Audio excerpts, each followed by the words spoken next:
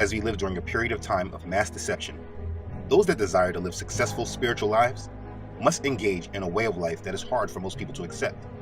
The hardest thing for people to accept is that we have to live in humility.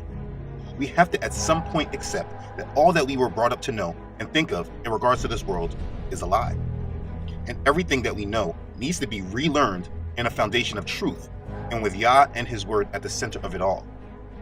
We need to accept that everyone alive today, from the oldest generation to the youngest, as a majority, have been engaged in and under the strongest forms of mind control and indoctrination that the world has ever seen in history.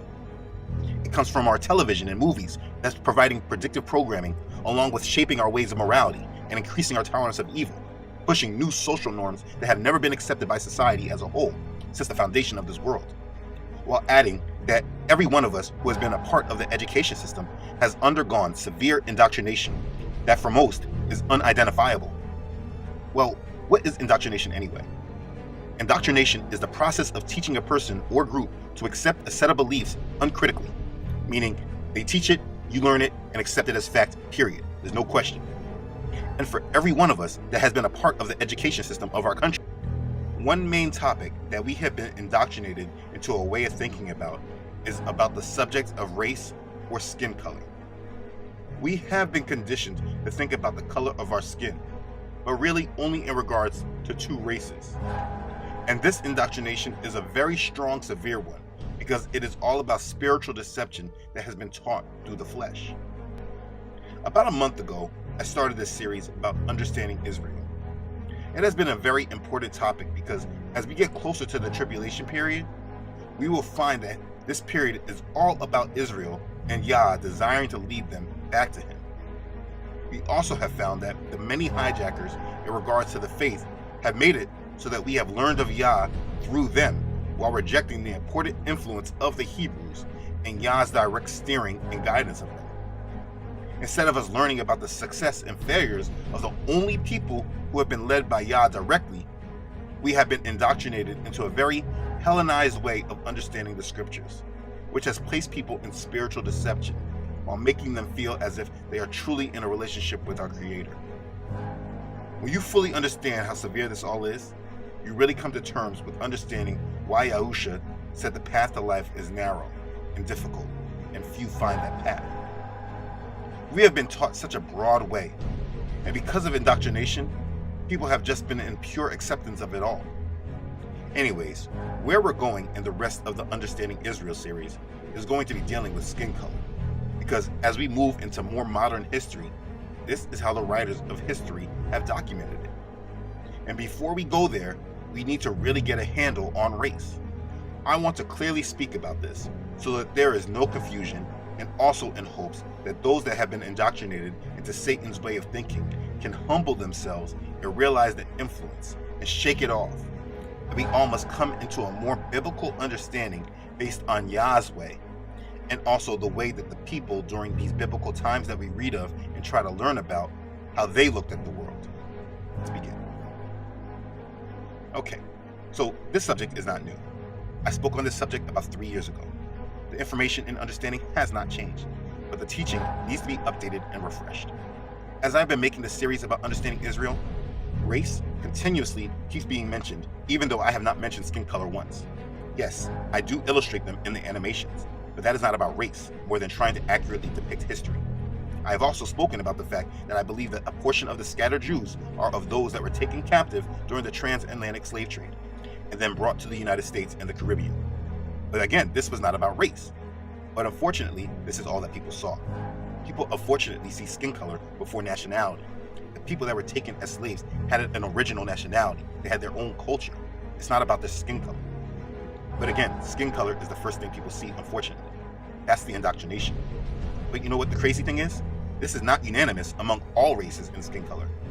When we see Asians, we don't say yellow people. When we see Native Americans, we don't say red people.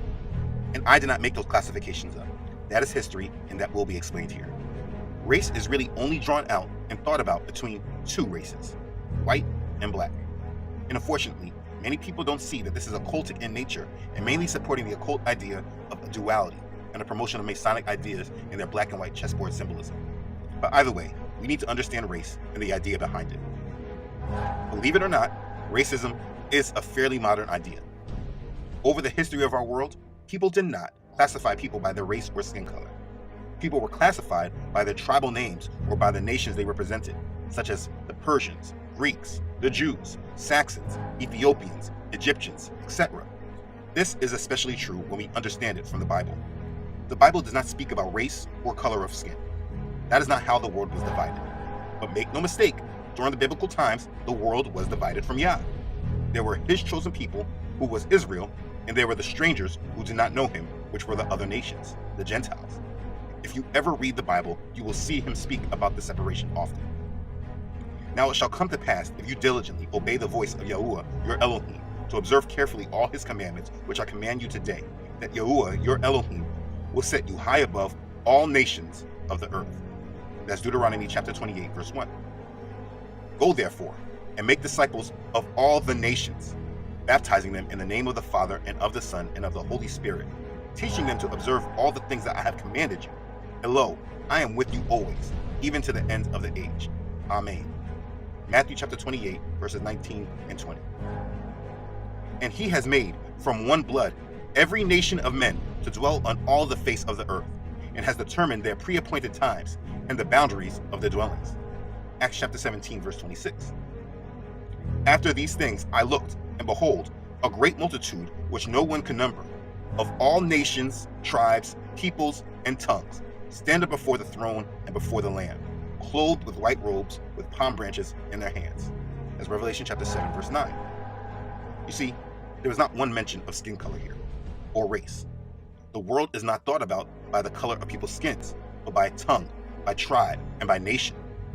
You will know and understand this very much from reading the Old Testament and understanding how Yah had Israel deal with the other nations.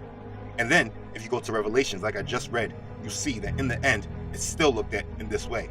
All nations, tongues, tribes, peoples, all came before the throne, before the Lamb. So as believers, we must look at people based on how Yah does, and not how we have been trained to. Again, like I said, we have been indoctrinated to look at skin color. So let's understand race a little more deeper. The world being divided by color was an idea that originated from a white supremacist in Europe after the Renaissance period. Johann F. Blumenbach, a German anthropologist born in 1752, he died in the year 1840. He was the first to divide humanity on the basis of skin color. We can attribute much of our racial divide today because of him. Now, don't misunderstand me. Racism already existed before this time. There was already a belief in scientific racism, which I will touch on shortly. Blumenbach did not create racism. He simply placed a classification system that is still used today. An official classification of people did not exist before Blumenbach. His work is considered one of the most influential works in regards to race. He classified that there were 5 chief races of mankind. They are the Caucasian, or white race. He was the first to use this classification for people of European origin. He believed the people of the Caucasus Mountains were the most beautiful people in the world. This is, of course, where the term Caucasian comes from. Then he had the classification of Mongolians, or the yellow race, which included all of East Asia and some of Central Asia. Then we have the Malayan, or brown race, which included Southeast Asia and Pacific Islanders. Then the original American, which was the red race. These were the Native Americans. And lastly, the Ethiopians, or the black race, was the sub-Saharan Africans. He was a white supremacist and considered the Caucasian to be the original race. So when we start talking about racial divide, this is where the conversation starts from. He basically color-coded the people of this world. He was a racist, and you need to identify if any of your feelings or thoughts come from this man. When you identify people based upon the color of their skin, you are not speaking through Yah, but your flesh, which has been influenced by Satan. Here's the deception. This classification system is a grand illusion by Satan to confuse the world and mask and hide his true intentions and place it around skin color instead of him being against bloodlines and nations. Satan hates humanity, but he above all hates one nation in particular, which is the nation of whom Yah chose as his own special people. But Satan, of course, does not come in full with his intentions. He masks them and guards them and puts deception around them. And while he is carrying out his attacks, people are being used by him, but they don't really understand the real reasoning behind it. For instance, if you really think that people hated the Negroes in America, just because they had black skin, you are under severe mind control and indoctrination, and you have to reprogram yourself in truth. Let's continue. So while we continue to learn about this belief in race and skin color, we go to the 19th century. In the 19th century, we have a French aristocrat named Joseph Arthur de Gobineau. He was known for his influence on legitimizing racism through scientific racism and developing the theory of Aryan master race. He wrote a 1,400-page book named An Essay on the Inequality of the Human Races. And this book argues that there are differences between human races, that civilizations decline and fall when the races are mixed, and that the white race is superior. He used the scientific racism theory, which was a belief that evidence exists to support or justify racism. Simply racial discrimination, racial inferiority, and racial superiority. Scientific racism was common from the 1600s to the end of World War II, after the fall of the Nazis. Then all of a sudden, this programming disappeared from the minds of people, as mainstream news and education shifted the thought process. But these thoughts were definitely in the minds of people in this country, from the foundation that this country was built upon. He's got 3 children, and evidently he feels that they will be accepted socially. And I don't feel that they ever will be. But the whole trouble with this integration business is that in the end, it probably will end up with mixing socially.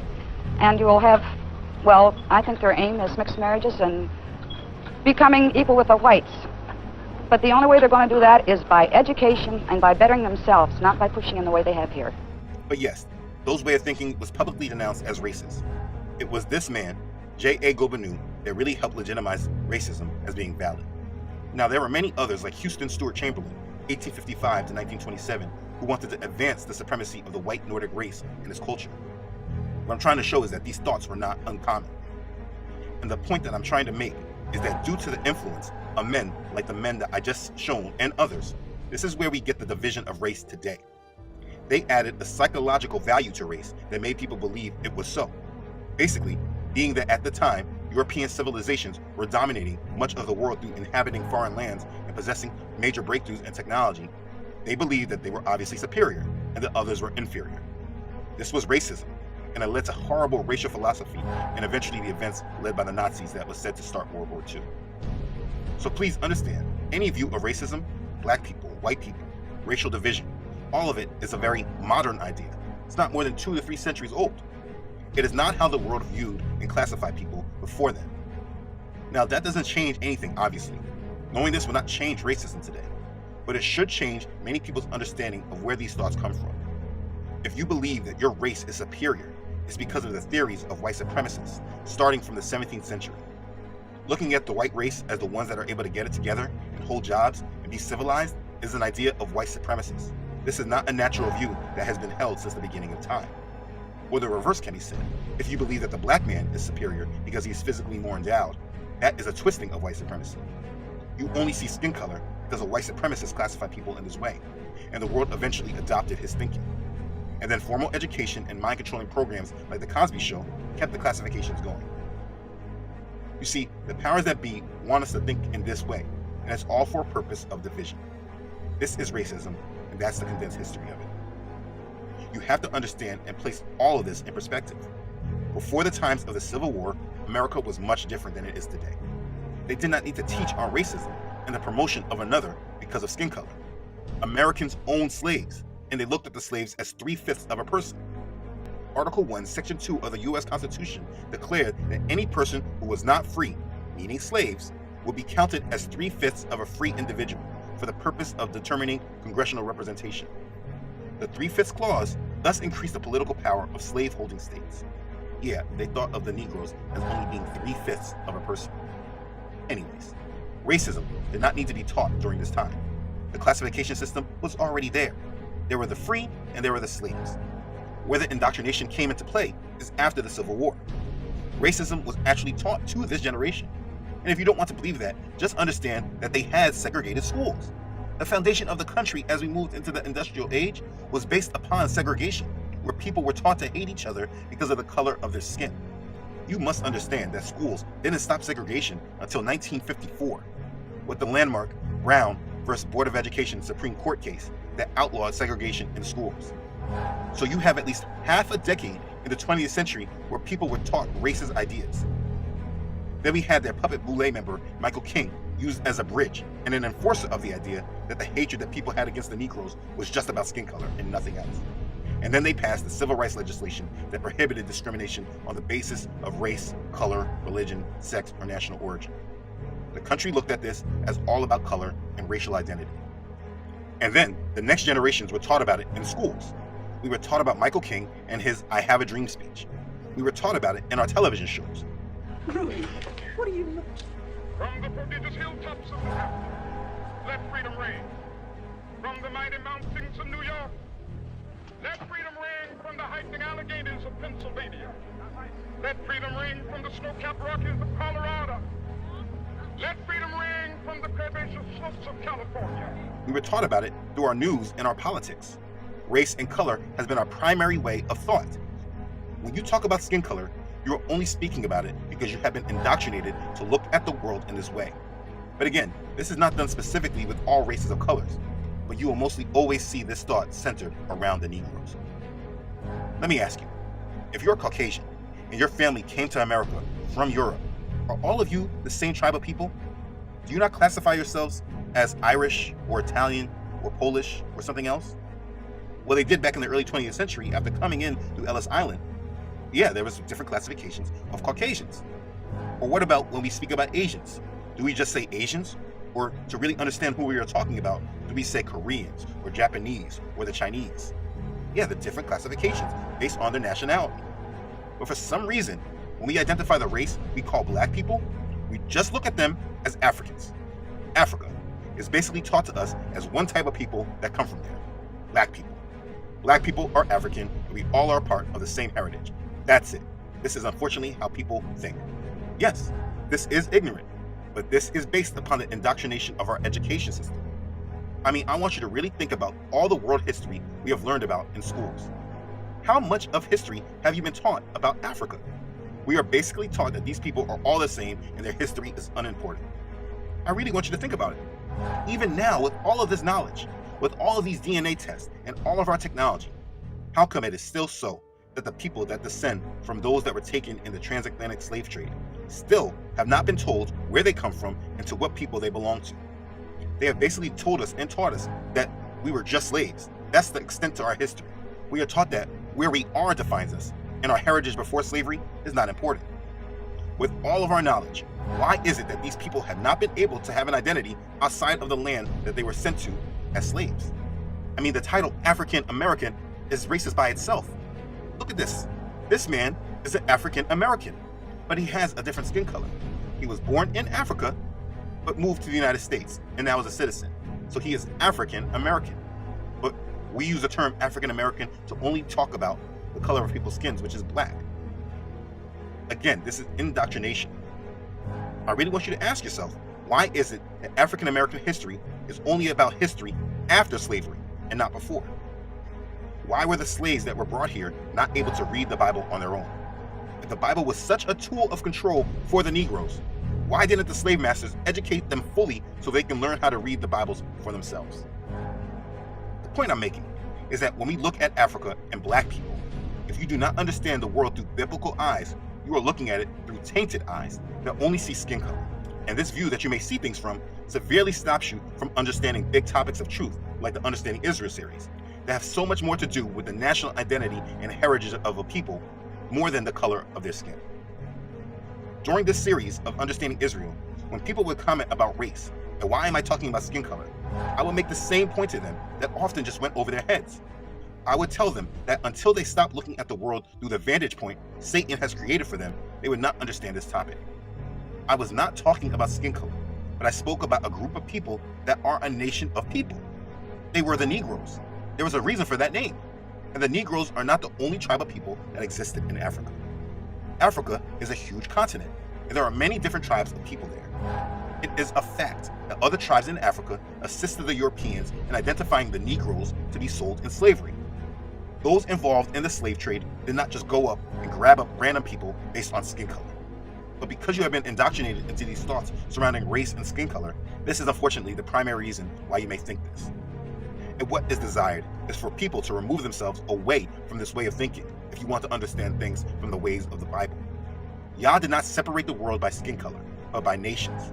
And the gospel is not to be preached to all skin colors, but to all nations. And in the last days, while the gospel is preached to all nations, Yah is still dealing with his nation he chose. This is not about racial superiority or putting people at a higher level than anyone else. This is about looking at the world through biblical eyes and not from satanically led views that we have been indoctrinated to hold. Please understand that. This is very important. And you have to be humble enough to recognize that your view of the world has been satanically tainted.